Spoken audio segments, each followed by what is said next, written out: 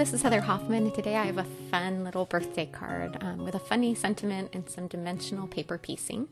I'm using one of my favorite sentiment kits from Unity called Hugs, Kisses, and Birthday Wishes. It's the July 2017 sentiment kit.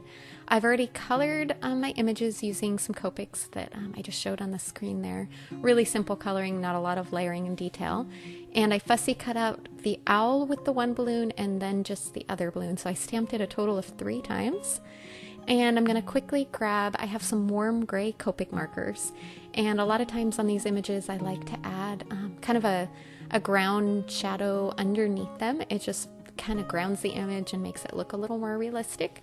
So before I adhere my other colored ones on, I'm just kind of building the color. Those are all starting with warm 0, then warm 1, 3, 5, and I think 7, but basically just varying levels of grays work really well. You can also do the same thing with browns. And I kind of start with the lightest and then just build in more color and keep shading out. As you blend them out, it'll just kind of keep softening and adding to the shadow effect.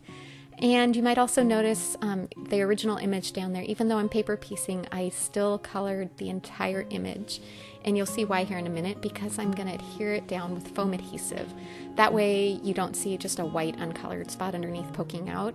It just gives it a little more of a finished effect because you'll be able to see the colored image underneath, but it just kind of adds to the 3D effect, adding a little bit of foam adhesive in there.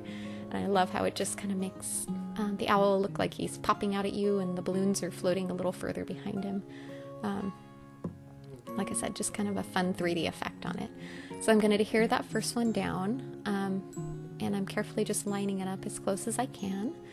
And then once I attach that down, I'm going to see that dimension there? Now I'm going to do the same thing with that last balloon. I'm also going to use foam adhesive on that one. You could quit with that first layer and just be good, but I wanted to add that one more little dimensional layer. You could use thinner foam adhesive if you want. This is just your standard Scotch foam tape. And there you can see that last one on there, and you can see that little bit of dimension.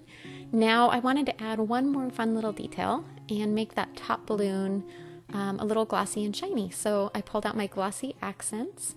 You could use any dimensional crystal glaze from Nuvo, works really well. And if you wanted, you could add glitter after this. You could also use a solid enamel accent or anything like that. I really like glossy accents and how easy it is just to fill in and let it all just flood that whole balloon. And then once it dries, it adds a really shiny, crystally look that's just fun. It's just kind of hard to go wrong with that. And then I'm going to adhere that onto a green card base, as you can see there in a minute. And I thought I was done, and then I realized, I should add a little bit of that glossy accent just to the beak and the little feet on there as well, just for one more little tiny touch of a detail.